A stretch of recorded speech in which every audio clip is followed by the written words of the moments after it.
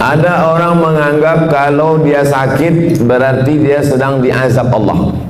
Ada orang yang berkeyakinan kalau terbakar, hilang, meninggal itu berarti laknat dari Allah. Ini perlu dibetulkan pemahamannya. Ini keliru, salah. Sakit belum tentu laknat. Justru sakit itu cara Allah untuk menghapuskan dosa-dosa. La yusibul mu'min min nasabin wala wasabin wala saqamin wala syaukin yastakuha. Susah hati, gundah gulana, duri yang menusuk tapak kaki. Itu cara Allah menghapuskan silap, salah dan dosa. Justru yang dianggap laknat itu adalah dalam kitab judulnya Tanbihul Mughtarrin. Tanbih artinya peringatan, Mughtarrin orang yang tertipu. Ada orang-orang tertipu di dunia ini, maka di situ disebutkan nama penulisnya Syekh Abdul Wahab Asy'arani, ulama besar yang hidup di abad ke-10 Hijrah. Apa kata beliau? Orang yang kena azab adalah orang yang tertidur malam sampai tak sempat tahajud. Nah, itu orang yang sedang kena azab. Tak usah ngaku, diam-diam aja. Siapa yang malam ini tak tahajud sampai tertidur, bangunnya menjelang azan subuh, itulah orang yang sedang kena azab atas dosa di waktu siang. Tapi Allah masih sayang sama dia. Dosanya waktu siang itu diazab Allah dengan tidak menikmati manisnya tahajud malam, diazab Allah di dunia supaya di akhirat nanti tak dapat lagi azab. Dosa orang yang melakukan perbuatan maksiat di waktu siang, maka diharamkan Allah mendapatkan manisnya, nikmatnya munajat, bersujud, berdoa di tengah malam. Nah, jadi banyak yang kita anggap azab sebenarnya bukan azab. Miskin bukan azab, susah bukan azab, risau bukan azab, duri menusuk tapak kaki bukan azab, dilaporkan ke Mabes bukan azab. Saudara yang dimuliakan Allah Subhanahu wa taala, justru azab adalah ketika tertidur lelap sampai azan subuh tiba. Alhamdulillah, malam ini yang paling afdolnya tahajud itu jam berapa Pak Ustaz? Sepertiga malam. Malam itu dihitungnya sejak jam berapa? Dari mulai setelah Isya. Jadi ngitungnya dari jam 8, 9, 10, 11, 12, 1, 2, 3, 4, 5 dibagi 3, 9, 10, 11, 12, 1, 2, 3, 4, 5. Begitu cara membagi malam itu. Maka yang paling afdal adalah 12, 1, 2. Itu makanya ada Ustadz dulu menjelaskan kapan waktu yang afdal sholat tahajud Ustadz? Ya agak-agak jam 2 lah. Tapi zaman Nabi tak ada jam. Dari mana Ustadz tahu jam 2? So aku tanya-tanya. Udah begitu dari dulu. Cara ngitungnya begitu. Ngitung malam itu dari azan Isya ke azan subuh. Nah, jadi kalau dihitung dari jam 8 azan Isya, 9, 10, 11, 12, 1, 2, 3, 4, 5. Jadi kalau saya tahajud jam 9 Pak Ustaz, sah. Tapi waktunya tak afdal, tak utama. Dia mau pergi naik pesawat ke luar negeri, pesawatnya jam 11. Habis Isya itu sholat dia, tapi tak ada tidur dulu. Kalau tidur dulu namanya tahajud. Kalau tak ada tidurnya namanya qiyamul lail. Itu beda tahajud sama qiyamul lail. Tak dapat tahajud karena tak tidur, dapat qiyamul lail. Jangan menunggu tidur sampai tak tahajud. Kau kenapa tak pernah sholat malam? Itulah aku payah. Aku kalau udah tidur ni azan subuh baru bangun. Maka ma la yadraku kullu la yutraku kullu. Kalau tak dapat semuanya, jangan tinggalkan semua. Tak dapat di awal waktu, di tengah waktu. 12, 1, 2 bagus, tapi berat. Banyak di antara bapak ibu yang siangnya terlalu lelah sehingga di waktu malamnya pun payah. Maka bangunnya udah mau azan subuh jam 5. bangun jam 4. Apakah hilang tahajudnya? Tetap jam 4 tetap bangun tahajud. Yang paling bagus sekali adalah mandi di waktu subuh. Kenapa begitu? Oh, mandi waktu subuh ini kan kena rematik Pak Ustaz. Yang rematik itu dari azan maghrib ke jam 12 malam.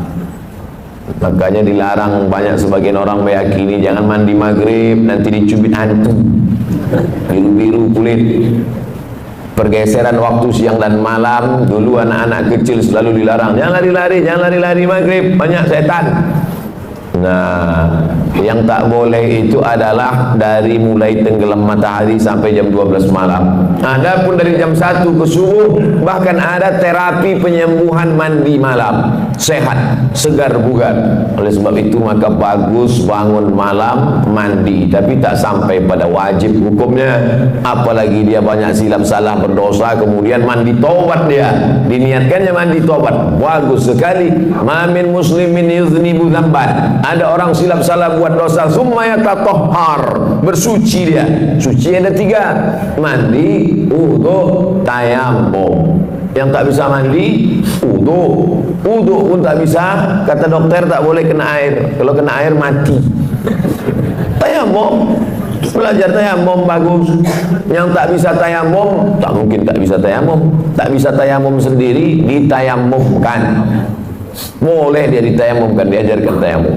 Tayamum pun tak bisa, mati je lah. Habis sudah batas limit waktu untuk beribadah kepada Allah Subhanahu wa ta'ala. Kenapa kita masih hidup malam ini? Banyak orang lebih muda dari kita, lebih sehat dari kita, lebih hebat dari kita, mati. Orang kalau nengok saya banyak, wah aku tengok gaya Ustaz ini tak lama lagi gitu. Banyak orang yang lebih sehat dari saya mati duluan. Saya hidup. Ustaz sering-sering jogging biar agak segar sedikit. Banyak habis jogging mati. Tapi jangan takut jogging gara-gara ini. Yang olahraga tetap. Kita sehat hidup hari ini bukan karena olahraga. Kita hidup ini bukan karena rajin check up. Kita hidup ini bukan alladzi khalaqal mauta. Allah yang menciptakan mati wal hayata. Allah menciptakan hidup dan mati. Untuk apa dibuat Allah ada hidup ada mati? Liyabluwakum ayyukum ahsanu amala. Allah ingin menguji siapa yang paling baik amal. Jadi kita masih hidup subuh ini, jangan sampai salah jawab. Pak, kenapa Bapak masih hidup sampai sekarang? Saya ini rajin jaga 4 sehat 5 sempurna. Banyak orang makannya sehat, dijaganya betul. Bapak makan ini takut kolesterol, Bapak makan ini takut darah tinggi, Bapak makan ini takut gula darah. Menguap mati. Alladzi khalaqal mauta wal hayata. Surat Al-Mulk juz 29 surat yang pertama. Allah ciptakan hidup mati ini, dibuatnya kita hari ini hidup tujuannya untuk beramal. Makanya alhamdulillah kita balas semua nikmat Allah itu subuh ini, kita bangun buka mata langsung beramal. Apa amal yang pertama? Zikir. Alhamdulillahilladzi ahyana ba'dama amatana wa ilaihin nusur. Dulu orang begitu kalau bangun tidur, bangun alhamdulillah. Dia enggak sekarang, begitu bangun langsung ambil HP. Bapak Ibu yang dimuliakan Allah Subhanahu wa ta'ala, setelah bersih apa salat yang paling bagus dilaksanakan? Salat sunat wudu. Dalilnya mana? Hadis riwayat dari Bilal bin Rabah. Bilal, ya Rasulullah, ku dengar suara selopmu dalam surga. Suara sendal bergesek ke lantai, kresek. Apa maknanya kalau kita dengar suara selop orang? Itu menunjukkan dia dekat, suara selopnya kedengaran. Sebagian orang begitu, ada juga sebagian lagi tak terdengar suara selopnya, tercium bau asapnya. Merokok. Ku dengar suara selop sendalmu dalam surga, hai Bilal. Apa amal kau Bilal? Kata Bilal, aku tak pernah meninggalkan solat sunat setelah bersuci berwudu. Tak pernah dibuat Nabi, tak pernah disuruh Nabi, tak pernah diajarkan Nabi, tak pernah Nabi mengatakan hai orang beriman, kalian kalau habis wudu solat sunatlah kalian, tak pernah. Itu murni inisiatif ide dari Bilal. Setiap habis wudu solat sunat dia, setiap habis wudu solat sunat dia. Lalu kemudian Allah tunjukkan kepada Sayyidina wa Maulana Muhammad sallallahu alaihi wasallam, ini balasan amal Bilal. Nabi bertanya, itu bukan Nabi tak tahu, Nabi mau ngasih tahu pada orang yang menuduh bahwa perbuatan baik itu jangan asal dilaksanakan. Nih perbuatan baik yang tak pernah dibuat Nabi tapi disetujui Nabi. Engkau masuk surga gara-gara amalmu wahai Bilal. Maka kita pun kalau mau ikut amal baik, habis wudu solat sunat. Bagi yang pakai usolli sunnatal wudu raka'ataini lillahi ta'ala. Bagi al-wasliyah pakai usolli, Muhammadiyah tak pakai usolli. Allahu Akbar. Niatnya di mana? Dalam hati. Tak usah berkelahi antara al-wasliyah Muhammadiyah. Kau, aku dua-dua tak pernah buat. Parah. Seumur hidup tak pernah solat sunat wudu agak sekali. Buatlah banyak-banyak Pak Ustaz, asal setiap habis wudu solat sunat wudu. Bagus sekali. Lalu setelah solat sunat, ayatnya Pak Ustaz terserah. Faqra'u ma tayassara minal Qur'an. Bacalah apa yang mudah bagimu dari Al-Qur'an. Ghairil maghdubi 'alaihim waladdallin. Amin. Apa yang ingat? Kebetulan orang baru balik haji. Ingat ayat haji? Wa atimmul hajja wal umrata lillah. Ayat apa ingat? Ayat tentang kurban Pak Ustaz. Inna a'tainakal kautsar fasholli li rabbika wanhar inna syani'aka huwal abtar. Apa aja ayat yang kau ingat, itu baca. Kalau tak baca ayat Pak Ustaz, sholatnya sah. Membaca ayat itu hukumnya sunnah. Tak dibacanya ayat sah. Tapi parah kali lah itu pula. Baca ayat pun tak bisa. Kalau kul wallah aja saya baca Pak Ustaz, sah. Ada sahabat Nabi membaca ayat dalam sunat, solat sunat, dari mulai habis isya sampai azan subuh. Ayatnya tak diganti-gantinya, kul wallah. Namanya Qatadah bin Nu'man. Nama kitab yang menceritakan Al-Musnad. Nama pengarang Al-Musnad Ahmad bin Hambal, meninggal tahun 241. Nama kerennya Imam Hambali. Hambal artinya karpet. Orang Medan bilang hambal karpet kan? Coba kau bawa hambal tuh, hambal. Imam Hambali, Ahmad bin Hambal. Di dalam kitab itu disebutkan, hadisnya sahih. Qatadah bin Nu'man salat sunat dari isya sampai subuh, ayatnya kul wallah tak diganti-gantinya. Dilaporkan ke Nabi, ya Rasulullah, ini ada orang aneh ini, ayatnya tak diganti-gantinya, kul wallah aja. Apa kata Nabi sallallahu alaihi wasallam? Innaha la ta'dilu sulusal Qur'an. Kul wallah itu sama dengan sepertiga Quran. Dibacanya bolak-balik dari isya sampai subuh, maka dia sudah seperti menghatamkan Quran berkali-kali.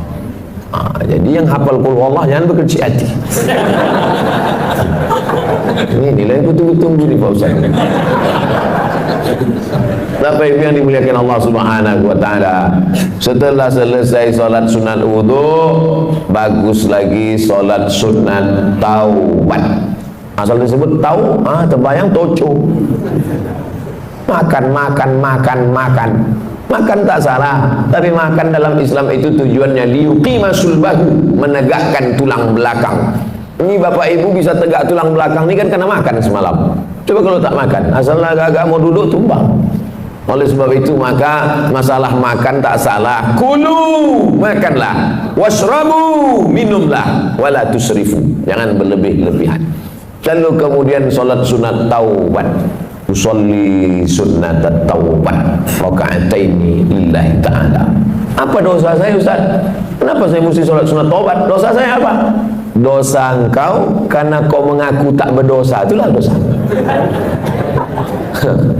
Jangan sangka dosa itu mencuri, merampok, berzina, minum khamar.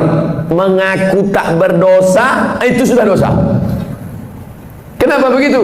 Karena Nabi Muhammad sallallahu alaihi wasallam, apa kata Nabi? Inni tubtu ila rabbi, aku bertobat sehari semalam. Istaghfartu, aku beristighfar sehari semalam akthar min mi'ati marrah, lebih dari 100 kali. Atau kama qala Rasulullah sallallahu alaihi wasallam. Apa dosa Nabi? Mana ada dosa dia? Dia bukan pernah buat dosa berzina, makan haram, tak ada dosa dia. Di zaman jahiliyah pun orang jahiliyah menggelar dia Al-Amin, orang paling jujur dan amanah. Ternyata diteliti ulama, kenapa Nabi itu istighfar taubatnya sampai 100 kali sehari semalam? Apa salah dia? Karena dia menghitung lupanya dihitung sebagai dosa. Lupa dia dihitung dosa. Kalaulah lupa kita ini dihitung dosa, tak ada kita dimasuk surga. Dalam sembahyang pun kadang lupa. Allahu Akbar, nampak kunci dalam laci. Fawailul lil musallin. Kata siapa? Kata imam. Ayat yang kedua, rakaat kedua tadi. Alam tara kaifa fa'ala rabbuka Ara'aita. Untung ada yang meluruskan. Ini tak selamanya Ustaz itu betul. Jangan Ustaz itu salah diteruskan juga ayat dia. Ara'aita allazi yukadzibu biddin. Tahukah kau siapa yang mendustakan agama? Bukan orang yang minum khamar. Orang mendustakan agama bukan orang korupsi. Siapa orang mendustakan agama? Ara'aita allazi yukadzibu biddin fadzalika allazi yad'ul yatim. Kalau ada orang rajin puasa sunat, bolak-balik haji ke Makkah, tapi anak yatim tak bayar uang sekolah, dia diam, itulah orang mendustakan agama. Fadzalika alladzi yad'ul yatim wa la yahuddu ala ta'amil miskin. Saya baru dapat video. Anak kecil bersandar di dinding, digeser sama petugas, jatuh, mati dalam kelaparan. Pengamen, gembel, meninggal dalam kelaparan, tak makan. Siapa yang bertanggung jawab? Dituntut di hadapan Allah Subhanahu wa taala. Walaupun ibadahnya bolak-balik ke Makkah, walaupun haji dan umrahnya banyak. Siapa itu? Fadzalikal ladzi yad'ul yatim. Itulah mengapa Abu Bakar, Umar, malam-malam Umar bin Khattab keliling. Umar bin Khattab malam-malam keliling. Didengarnya suara mak-mak memasak. Klontang-klonteng, ditengoknya yang dimasak batu. Kenapa kau masak batu? Anakku menangis. Ku suruh diam, dia tak diam. Jadi aku pura-pura masak biar supaya dia itu tidur. Celaka Umar bin Khattab itu khalifah dia, tapi kami tak dapat ini sembako. Tidak sembako, gandum. Pergi Umar bin Khattab ke Baitul Mal, diambilnya gandum, dimasukkannya ke dalam goni, dipikulnya sendiri, dia sendiri mengantarkan. Nih, kenapa tak disuruhnya stafnya, staf tolong kau pikulkan gandum dah. Dia takut dituntut di hadapan Allah Subhanahu wa taala. Berjalan lagi Umar bin Khattab di suatu malam, belusukan dia tengah malam, didengarnya ada suara ibu-ibu menyuruh anak gadisnya membungkus air susu kambing. Bungkus nak, bungkus. Ya mak, bungkus cepat sikit, besok kita jual. Ya, kau campur sikit pakai air. Campur pakai air. Kenapa kita campur pakai air? Nanti kalau tahu Umar bin Khattab, mana dia tahu, dia sedang tidur di rumah. Umar bin Khattab sedang nguping. Ditandai Umar bin Khattab rumah. Umar bin Khattab tak tahu. Umar bin Khattab tak tahu, tapi Allah melihat. Siapa yang sedang menengok perbuatan kita ini? Dia. La ta'khudhuhu sinatun wala naum. Ditandai Umar bin Khattab rumah. Itu rumah. Besok disuruhnya utusan, kau cari rumah di sekian-sekian gang sekian, cari anak gadisnya, mau kita pinang. Untuk anak dia, bukan untuk dia. Itu beda Umar dulu sama Umar sekarang. Yang namanya Pak Umar yang tersinggung pula. Itu singgung, sakit hati, melapor juga ke polisi. Payah kali lah ceramah ini sekarang. Begitulah orang-orang yang merasa tak berdosa, ternyata kalau dihitung dosa menurut Nabi Muhammad SAW, ditengok dosa menurut Umar bin Khattab, dosa yang sekarang kalian tengok sebesar ujung rambut, di zaman sahabat Nabi menengok itu sebesar bukit Uhud. Dosa yang kalian tengok sekarang sebesar ujung rambut, di zaman Nabi sebesar bukit Uhud. Begitulah orang sekarang menyepelekan dosa. Kau kan berdosa. Alah, tak banyak kali. Tetangga kita lebih parah dari curi. Menyepelekan dosa. Dosa besar, dosa kecil, bukan ditengok dosanya, tapi di hadapan siapa dosa itu dilakukan. Bukan ditengok besar kecil dosa, tapi di mana dan di hadapan siapa dilakukan. Ngupil, maaf cakap, ngupil ngorek tai hidung. Mana pula dosa? Carilah ayat Quran yang melarang ngorek hidung. Tak ada. Tapi coba kalau dilakukan di istana negara, diliput 10 stasiun TV live. Diundang ke istana, dapat penghargaan, pas sedang duduk-duduk ngupil. Semua TV, RCTI, SCTV, MNC TV, TVRI, semua live. Itu jadi berita besar apa tak besar? Besar. Semua orang menengok. Kalau perbuatan kecil ditengok orang banyak menjadi besar, bagaimana dengan perbuatan kita yang disaksikan oleh yang maha besar? Oleh sebab itu maka jangan pernah menyepelekan yang kecil. Inti yang ingin saya sampaikan, jangan sampai merasa tak berdosa. Kita ini banyak silap, banyak salah, banyak salah. Apa dosa saya? Apa dosa saya? Apa silap saya? Saat kau merasa tak bersalah, tak bersilap, tak berdosa, saat itu engkau adalah orang paling banyak berbuat silap, salah dan dosa. Yang paling afdal solat sunat taubat. Yang sudah melaksanakan alhamdulillah, yang belum besok malam mudah-mudahan masih hidup lagi. Setelah sholat sunat taubat, ini mesti nih Pak Ustaz, namanya juga sunat. Ini kan cerita kita ini sunat, bukan wajib. Kalau perintahnya kuat, wajib. Kalau tidak kuat, sunat. Larangannya kuat, haram. Larangannya tak kuat, makruh. Tak disuruh, tak dilarang, mubah. Nah, ini 5 kotak ini jangan digeser-geser. Perintahnya kuat, wajib. Tak kuat, sunat. Larangannya kuat, haram. Kurang kuat, makruh. Tak disuruh, tak dilarang, mubah. Jangan digeser. Yang sunat dinaikkan ke wajib, yang makruh dinaikkan ke haram. Sesat napas orang. Udah diatur itu semua sama ulama fikih. Nama ilmunya fikih. Orang yang paham fikih itu disebut faqih. Itu tuan faqih itu. Apa arti faqih itu? Entahlah, dari dulu dah gitu. Siapa tanya-tanya. Nama ilmunya fikih. Nama orang yang berilmu tentang fikih itu namanya faqih. Jamaknya fuqaha. Sudah begitu menurut para ulama fuqaha. Ya. Kata Ustaz itu tadi fuqaha. Iya, fuqaha. Fuqaha itu apa? Ya, ulama-ulama juga lah. Ada ulama tafsir, ada ulama hadis, ada ulama fikih. Jamaknya fuqaha. Setelah sholat sunat taubat, sholat sunat tahajud. Usolli sunat tahajud raka'ataini lillahi ta'ala. Sholatul laili masna masna. Sholat malam itu 2 rakaat salam, 2 rakaat salam, 2 rakaat salam, 2 rakaat salam. Berapa rakaat Pak Ustaz? Nabi Muhammad SAW 8 rakaat. Saya tak sanggup Pak Ustaz 8 rakaat.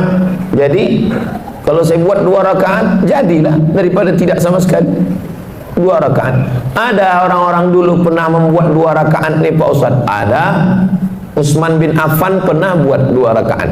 Rakaat pertama 15 juz. Rakaat kedua 15 juz. Kalau rakaatnya banyak, ayatnya pendek-pendek. Siapa itu? Anaknya cerita. Nama anaknya Abdullah. Nama ayahnya Ahmad. Abdullah bin Ahmad. Nama atuknya Hambal. Abdullah bin Ahmad bin Hambal.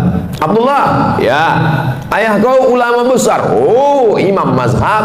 Mazhab yang ketiga, paling tua Hanafi, nomor 2 Maliki, nomor 3 Syafi'i, nomor 4 Hambali. Ayahnya imam mazhab yang keempat di Baghdad, Irak. Ayah kau ulama besar, hebat. Berapa rakaat sembahyang malamnya? 300 rakaat, 300 rakaat. Sebelum masuk penjara. Begitu masuk penjara disiksa, sakit. Keluar dari penjara 150 rakaat. Imam Ahmad bin Hanbal. Kita berapa rakaat? 8 rakaat, itu pun ayatnya sembus napas. saking kencangnya tak ingat. Nauzubillah. Jadi membandingkan diri kita ini dengan ulama. Ada ulama namanya sajjad. Sajjad artinya orang banyak sujud, maka disebut dia dengan Imam As-Sajjad. Namanya Ali, nama atuknya Ali juga, Ali bin Husain bin Ali, suami Fatimah binti Muhammad sallallahu alaihi wasallam. Jadi kalau dihitung dari Nabi keberapa dia itu? Ali bin Husain bin Fatimah binti Muhammad SAW, cicit Nabi. Namanya Ali Zainal Abidin. Zainal artinya perhiasan, Abidin orang ahli ibadah. Zainal Abidin perhiasan ahli ibadah. Sajjad karena banyak sujud. Sujudnya sehari semalam 1000 kali.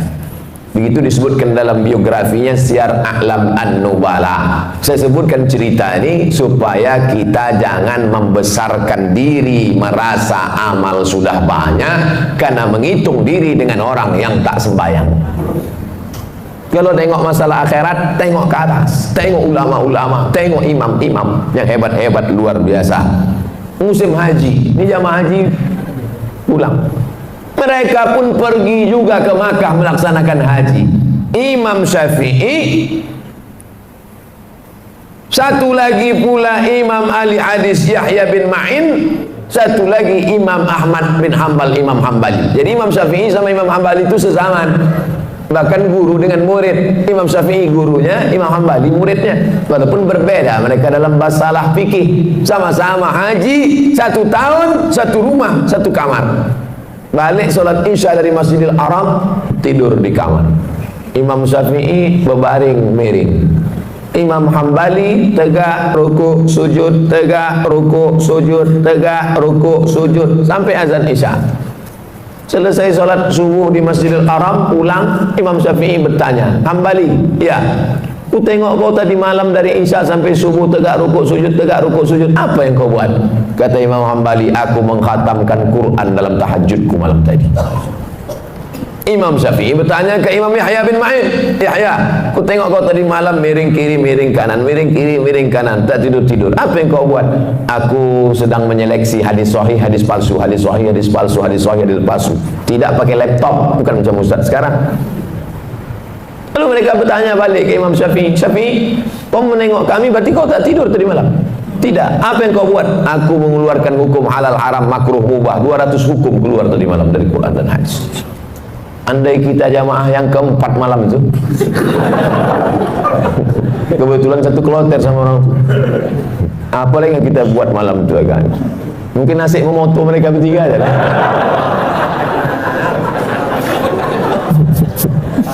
Begitulah kita kalau dibandingkan ulama salaf. Itu yang salaf tuh. Salaf artinya yang hidup di abad 3 pertama. Yang kata Nabi, khairul qurun qarni, sebaik-baik abad adalah abadku, tsummal ladzina yalunahum, seabad sesudah itu, tsummal ladzina yalunahum, seabad sudah itu. 3 abad pertama ini disebut dengan generasi salaf. Jadi kalau ada orang sekarang mengatakan saya salaf, salaf kubis. Yang betul itu adalah kita pengikut ulama salaf, bukan kita nih salaf. Salaf kaki 3 ialah pengikut ulama salaf. Kita ini mengikut akhlak mereka, mengikut ibadah mereka. Kalau kita ikut mereka, maka kita akan bisa bersama dengan mereka dalam surga Jannatul Firdaus. Nabi Muhammad sallallahu alaihi wasallam. Nah, setelah dapat 8 rakaat mengikut Nabi sallallahu alaihi wasallam, Nabi itu 8 rakaat. Ya, yang menengok siapa? Istri dia, namanya Ummul Mukminin, ibunya orang beriman, Sayyidatuna Aisyah radhiyallahu anha. Aku tengok Nabi salat. Berapa rakaat Nabi salat? Kata dia 11 rakaat. Karena 8 ditambah 3 ditutup dengan witir. Ij'alu akhir salatikum al-laila al-witra. Jadikanlah salat malam kalian yang terakhir ditutup dengan witir. Makanya habis tahajud 8 tu tutup witir. Usolli sunnatal witri 3 raka'atin. Bagi yang mau 3 rakaat 1 salam, tidak pakai tasyahud awal supaya tak sama macam maghrib. Tapi bagi yang mazhab Syafi'i dibuat dia 2-1. Witir kan ganjil Pak Ustaz. Ya. Lalu yang 2 itu apa namanya? Syafa'. wal fajri walayalin ashri wasyaf'i wal watri. Watri ganjil, syafa' genap. Jadi sholat 2 rakaat dulu. Sholli sunnat syaf'i ma'al witri. Aku sholat syafa' 2 rakaat sepaket dengan witir lillahi ta'ala. Habis itu baru sholat witir 1 rakaat. Dia masih 3. Pilihlah. Masjid ini kemarin waktu bulan Ramadan witirnya 21 atau 3 rakaat 1 salam. 21 dengan 3 rakaat 1 salam. Dalam mazhab Syafi'i lebih afdal 21, karena yang 2 rakaat 1 salam itu iftitahnya 2 kali, tasyahudnya 2 kali, lebih banyak amalnya. Tapi saya tak menyalahkan yang 3 rakaat 1 salam tanpa tasyahud awal supaya tak sama dengan maghrib, karena ada juga dalam pendapat para ulama. Tak perlu mempermasalahkan yang tak masalah sehingga menjadi masalah. Disitulah letak masalahnya. Nah, habis witir, sholat hajatnya kapan Pak Ustaz? Kalau mau sholat hajat bisa sebelum tahajud tadi atau di sela-sela dari tahajud ke witir. Yang penting setelah habis witir tutup, selesai. Waktu menjelang azan subuh, apa yang perlu kita lakukan? Wabil ashari hum yastaghfirun. Paling bagus di waktu sahur menjelang azan subuh, banyak-banyak beristighfar. Ambil tasbih, istighfar. Astaghfirullahaladzim, astaghfirullahaladzim, astaghfirullahaladzim. Tasbih-tasbih yang tergantung di kaca spion itu cabutlah. Udah lama betul mobil itu bertasbih dah. Jangan sampai mobil itu masuk surga, awak masuk neraka. Cabutlah, cabut. Besok cabut. Astaghfirullahaladzim, astaghfirullah. Man lazimal istighfar, siapa yang memperbanyak istighfar, 3 balasan orang banyak istighfar. Ja'alallahu lahu min kulli dhiqin makhraja. Kesempitan hidupnya dikasih Allah kelapangan. Wa min kulli hammin faraja. Kesusahannya diberikan Allah kesenangan. Wa razaqahu min haitsu la yahtasib.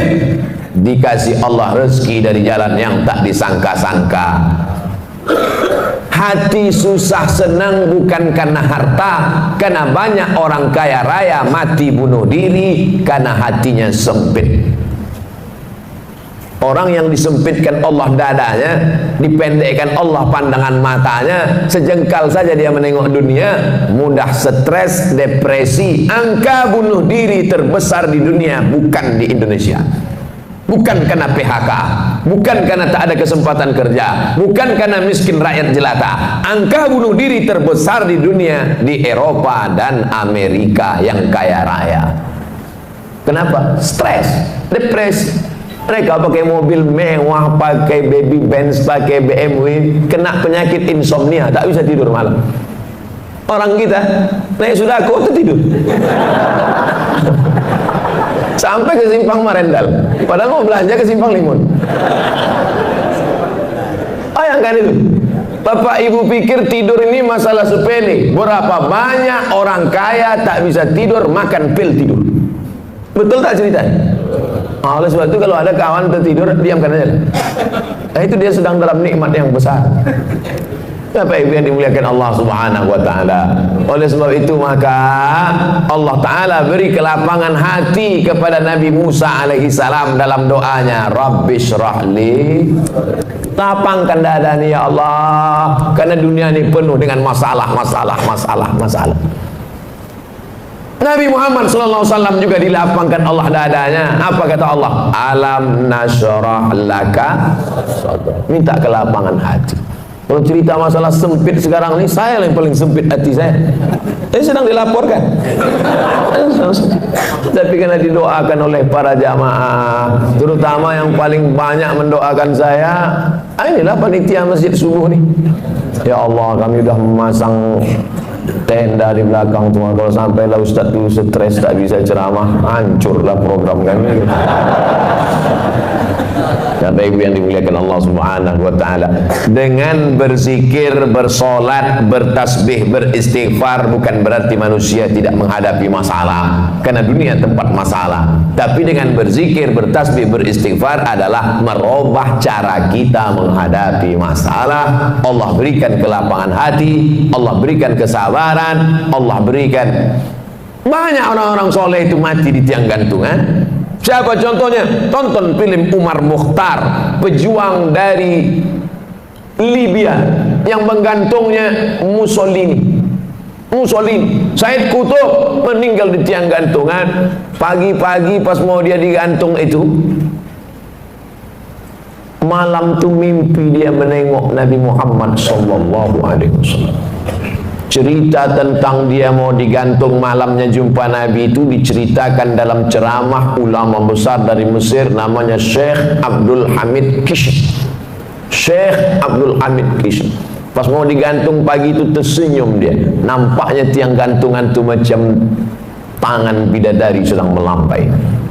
Tak sabar dia mau mati menghadap Allah Subhanahu wa taala. Bukan macam orang-orang stres yang mau disuntik mati, ketakutan, ada permintaan macam-macam. Kau mati ni mau minta apa? Lontong sayur gitu. Saudara yang dimuliakan Allah Subhanahu wa taala, hidup ini hanya tempat persinggahan sejenak dalam perjalanan panjang sementara sampai ke tujuan. Hidup ini tak sampai seperti setengah sayap nyamuk. Bukan sayap pesawat, sayap nyamuk. Hidup ini hanya setetes. Kalau dapat jangan sombong, karena yang kau dapat cuma setetes. Yang kaya raya, yang pejabat, yang hebat, cuma setetes. Yang tak dapat pun jangan terlalu sedih, karena yang tak dapat itu pun cuma setetes. Kita semua akan mati menghadap Allah. Apa yang akan dibawa?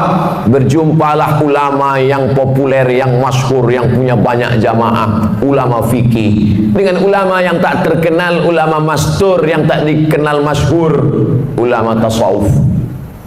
Meninggal ulama fikih yang populer, yang terkenal, yang viral, yang masyhur, yang hebat, yang punya jabatan itu mimpi berjumpa ulama tasawuf. Apalah yang kau dapat di akhirat dengan kepopuleran, dengan jabatanmu, dengan kehebatan namamu itu? Diambilnya debu, ditiupnya di tapak tangan. Itulah follower. Itulah semua. Ambil debu, hembuskan ke tapak tangan, tak bermakna. Lalu mana yang membuat engkau dapat rahmat Allah? 2 rakaat di tengah malam yang sunyi saat dan tak ditengok orang. Itulah yang dapat menolong di hadapan Allah Subhanahu wa taala. Oleh sebab itu paksa-paksakan diri, pasang alarm, jam weker agak 2 biji. 2 tak juga terbangun, beli jam yang ketiga yang bisa menyipak. Bangun kita di hadapan Allah. Rahimallahu imra'an, Allah mencurahkan rahmatnya pada suami allazi aiqadha ahlahu, yang membangunkan istrinya. Allah mencurahkan rahmat pada suami yang membangunkan istrinya dengan menyiramkan air, mengajak dia tahajud malam. Rahimallahu imra'atan, Allah merahmati istri perempuan.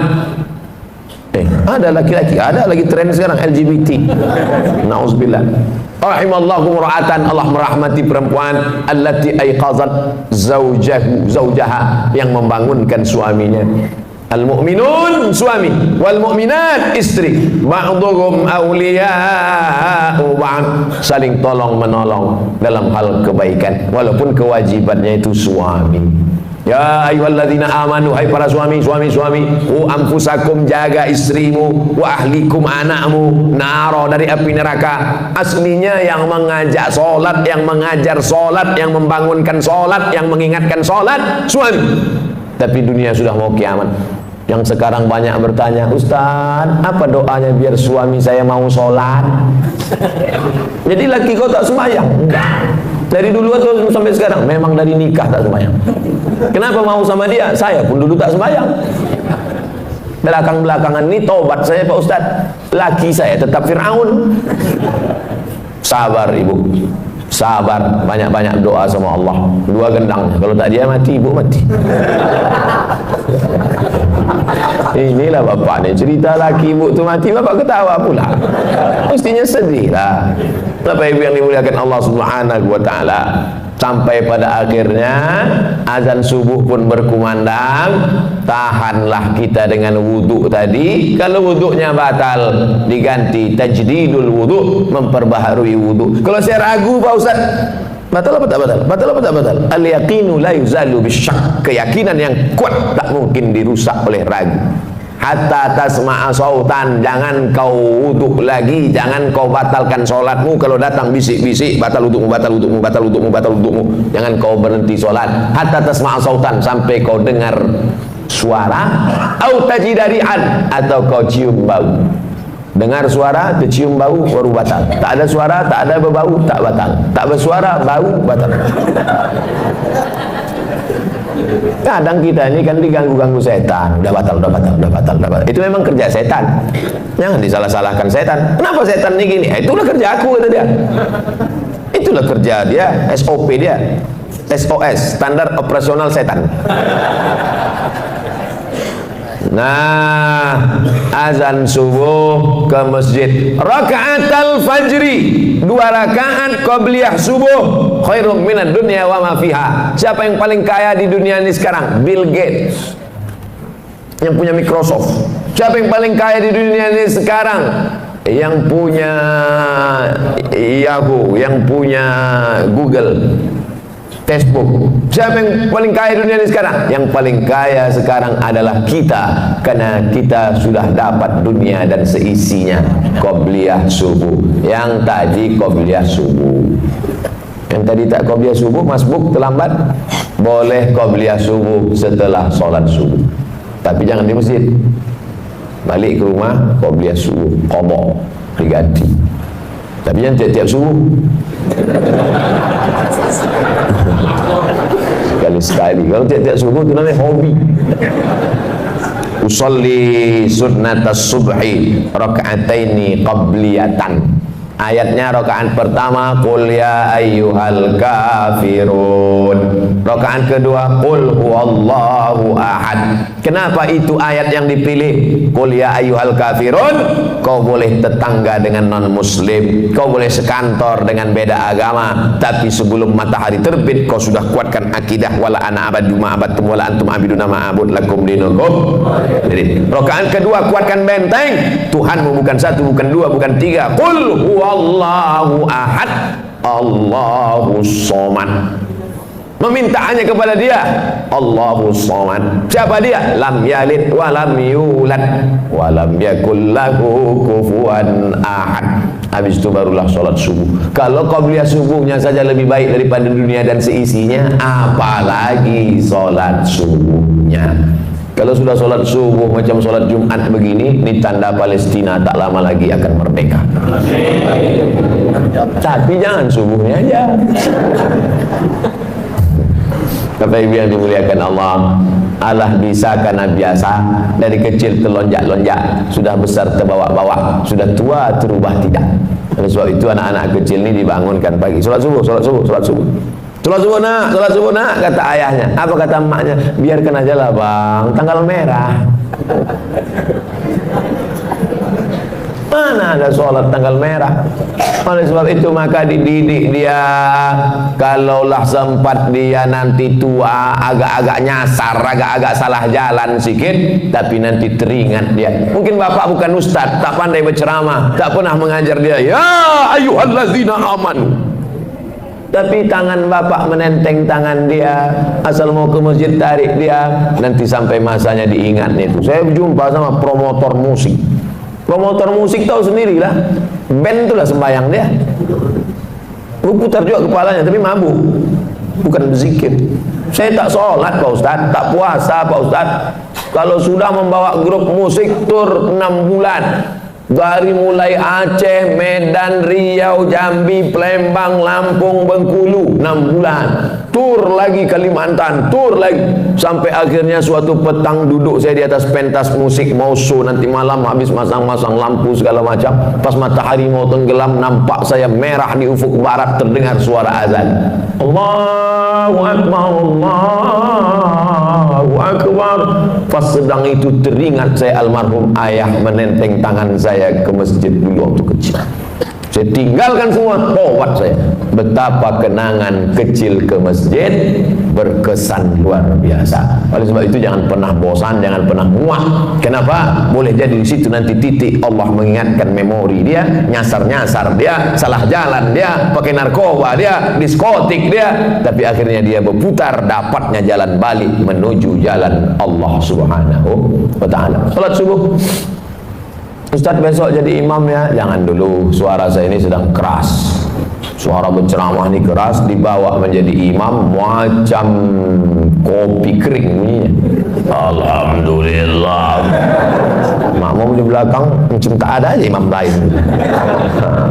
Kita tahu diri, teman-teman petantang-petenteng Ustaz, silakan maju Pak Ustaz. Iya, kita ukur diri kita, ada imam yang lebih layak maju, biarlah imam tetap aja Pak maju. Yang kedua, saya tak mau maju ini petantang-petenteng, takut salah adab.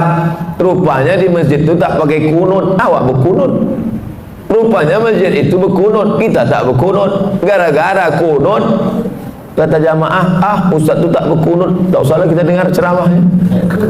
Kunut ini hukumnya sunat abad dalam mazhab Syafi'i. Kalau lupa baca kunut, sujud sahwi. Imamnya lupa, sujud sahwi, makmumnya ikut sujud. Allahu Akbar, subhana man la yanamu wa la yashu. Maha suci Allah yang tak tidur dan tak lupa. Allahu Akbar, duduk, sujud lagi. Subhana man la yanamu wa la yashu, baru salam. Assalamualaikum warahmatullahi. Menurut mazhab Syafi'i. Rupanya masjid kita tadi berkunut. Allahumma hdina fi man hadait. Makmum tinggal amin, 5 amin. Allahumma hdina fi man hadait, amin. Wa afina fi man afait, amin. Wa tawallana fi man tawallait, amin.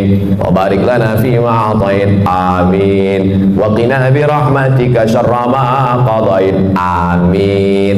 Sisanya tak diaminkan, baca sendiri. Fa innaka taqdi wa la yuqda 'alaika wa innahu la yadhillu man walayta wa la ya'izzu man hadaita tabarakta rabbana wa ta'ala falakal hamdu 'ala ma qadaita nastaghfiruka wa natubu ilaik. Tutup dengan selawat. Wa sallallahu ala sayyidina Muhammadin nabiyil ummi wa ala alihi wa sahbihi wa baraka wa sallam. Tak hafal Pak Ustaz, gerak-gerakkan air mulut. Doa sunat, diam aja. Diam. Yang wajib itu rukun Fatihah. Sunnah baca, tak bisa baca, diam, ingat Allah Subhanahu wa taala. Lalu kemudian setelah sholat pula kita tak keluar masjid. Ma min muslimin yuznibu dzamban man shallal ghadata fi jama'atin. Siapa yang sholat subuh berjamaah, summa qa'ada yadhkurullah, habis sholat dia tak keluar masjid tapi duduk berzikir. Majelis ilmu ini majelis zikir, karena yang kita bahas, kita ceritakan tak ada lain Quran, hadis, pendapat ulama. Quran, hadis, pendapat ulama. Siapa yang sholat subuh berjamaah, duduk berzikir mengingat Allah hatta tatlul asyam, sampai terbit matahari. Mudah ngitungnya. Sekarang maghrib jam berapa?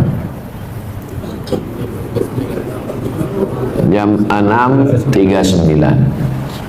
Nanti sholat isyraq mulai jam 6.39. Tapi tak berlaku di Saudi Arabia. Ini untuk Indonesia tropis. Bagi yang payah untuk menghitung kapan mulai sholat sunat isyraq, maka 6.39 sholat sunat isyraq. Syarat sholat sunat isyraq 3: sholat subuh berjamaah, duduk berzikir mengingat Allah sampai terbit matahari. Sholat sunat isyraq 2 rakaat. Usolli sunnatal isyraq, pakai qaf. Isyraq artinya terbit matahari. Kalau pakai kaf, isyraq syirik. Kau sembahyang apa tadi? Sembahyang isyraq, sembahyang syirik lah. Nama waktunya syuruq, nama sholatnya isyraq. Usolli sunnatal isyraq raka'atain lillahi ta'ala. Nanti kita sholat sunat isyraq. Habis ini saya jawab pertanyaan. Sholat sunat isyraq 2 rakaat. Hadis riwayat Tirmidzi, status hadis hasan, layak diamalkan. Siapa yang sholat subuh berjamaah, duduk berzikir mengingat Allah sampai terbit matahari, sholat sunat isyraq 2 rakaat, apa pahalanya? Kanat lahu ka ajri hajjatin wa umrah, dapat pahala macam haji dan umrah. Tamah, sempurna. Yang sudah bayar ONH jangan bangga. Bayar 2017, berangkat 2031. Kenduri tiap tahun. 2030 mati.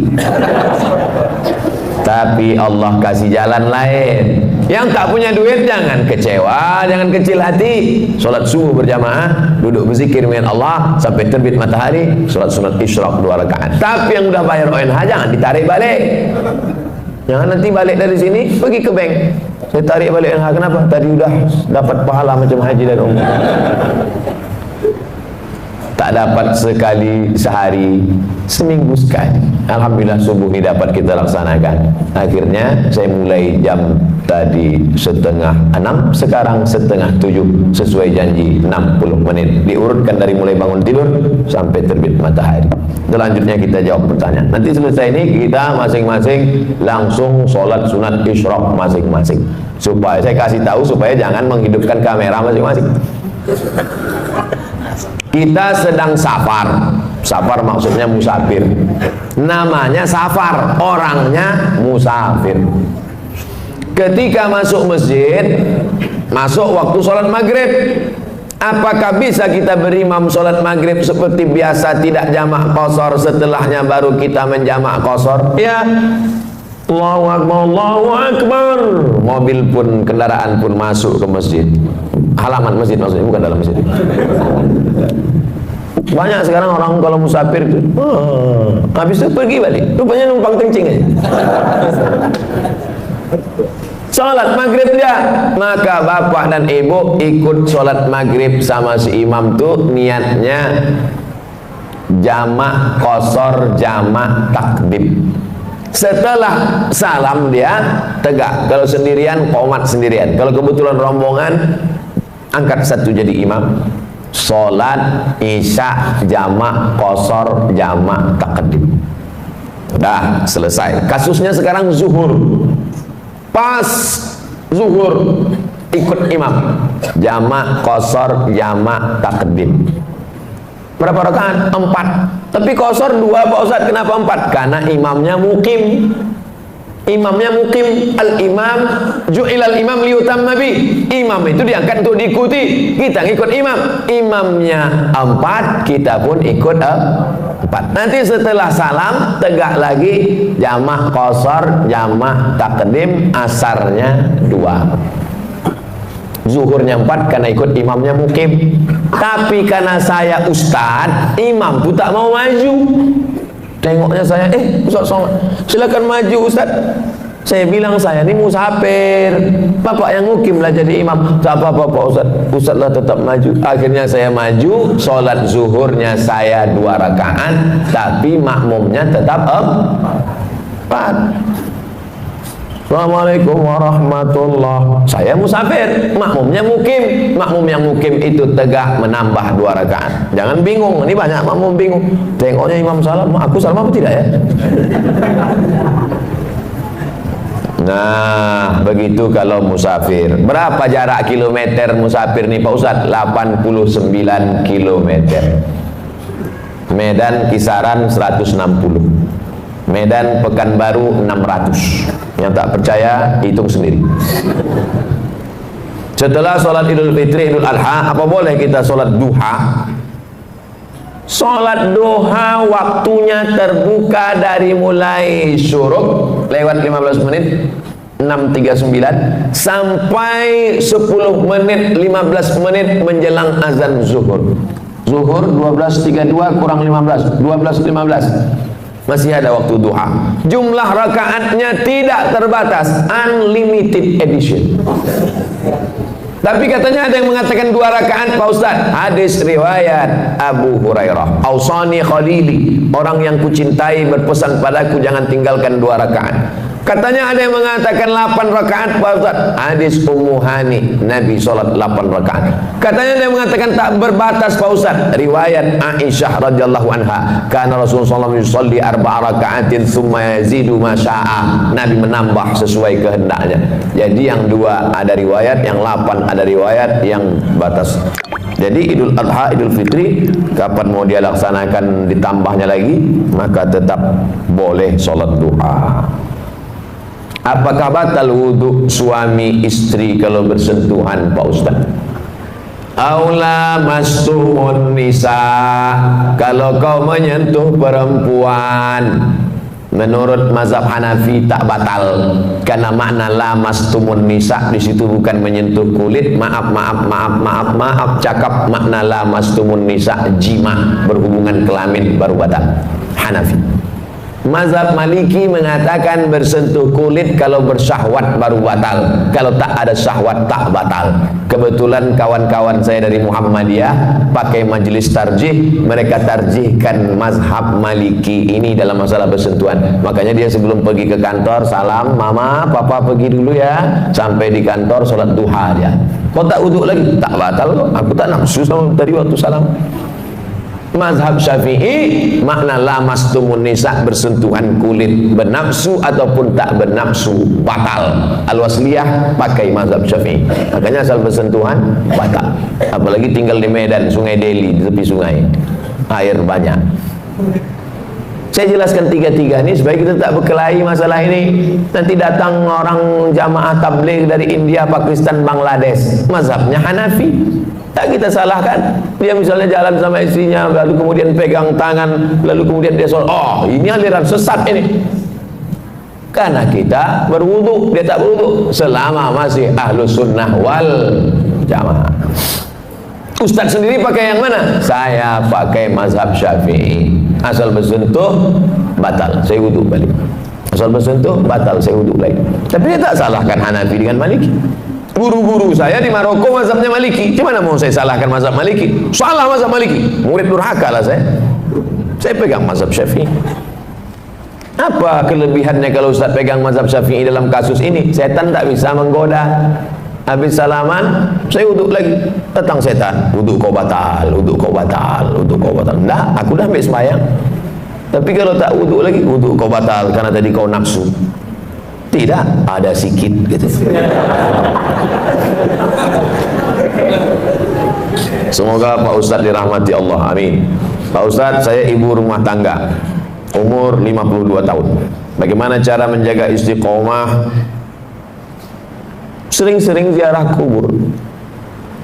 Apalagi yang suka ke mall, sering-sering nengok ziarah kubur. Pergi ke tempat belanja, shopping, mengejar dunia. Mau itu, mau ini, mau itu, mau ini, sampai tas kulit, baju, 3 lemari. Mati, habis diambil bini abang tu yang baru. Tapi kalau kita mengingat mati, secukupnya hidup bersahaja.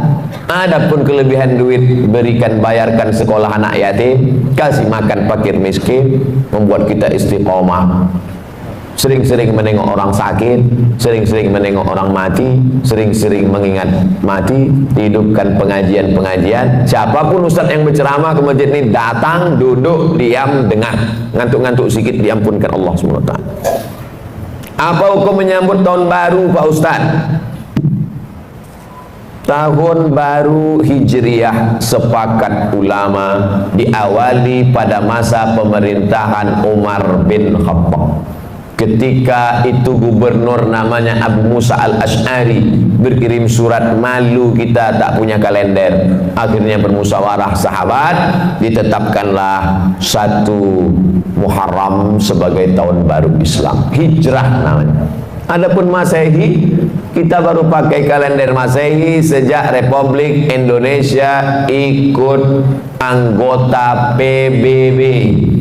Dulu nama kalendernya itu kalender Julian, karena Julian itu adalah kaisar Romawi yang membuat kalender Julian.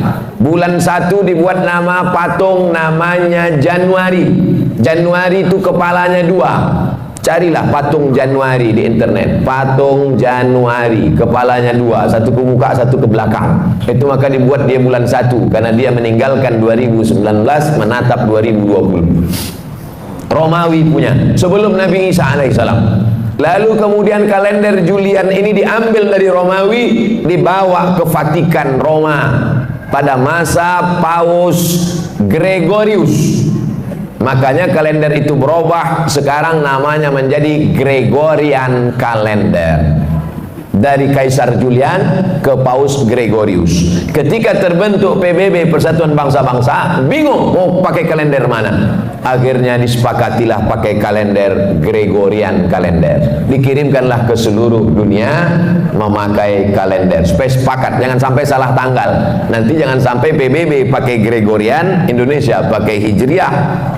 Akhirnya clash. Supaya sepakat tanggalnya, dipakailah seluruh anggota PBB memakai Gregorian kalender. Supaya tahu kita sejarah kalender ini datangnya dari mana. Romawi, Vatikan, barulah sampai ke kita. Makanya surat-surat sultan dulu, Sultan Delhi, Sultan Serdang, Sultan Langkat, Iskandar Muda Aceh, bahkan Sultan Jogja, semuanya pakai kalender Hijriah atau kalender Jawa, tahun Saka. Nah, ini tentang sejarah kalender. Tapi gubernur bupati kita di Indonesia sudah bagus banyak. Malam tahun baru itu supaya anak muda tidak mabuk, tidak geng motor, tidak pesta narkoba sampai pagi, dibuatlah acara zikir.